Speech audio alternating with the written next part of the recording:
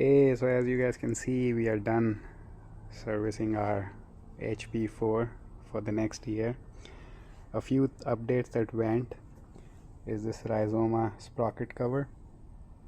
We have ditched the old plastic cover which looked ugly and shabby and had to collect so much gunk.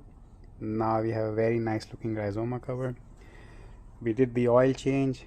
We put the leaky moly street race this time on this motorcycle. The wires, if you know, are tucked in for these Rizoma turn signals. Everything else looks specced out and finished.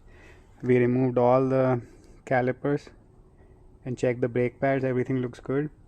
We replaced the brake fluid with Motul RBF 660. Then I was also able to change the coolant on the motorcycle. So we had like 3 different coolant options.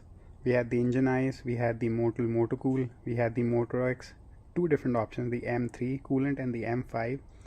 But eventually I went with the Motocool just for the HP4. But for sure, like when we go to the S1000RR, standing right there under the covers, if you guys can see, then definitely we are putting the engine ice. Apart from that, again, for all our cleaning supplies, it's either Motul, wax and spray, or it's the muck off, or the chemical guys. Thanks for watching, guys. Take care.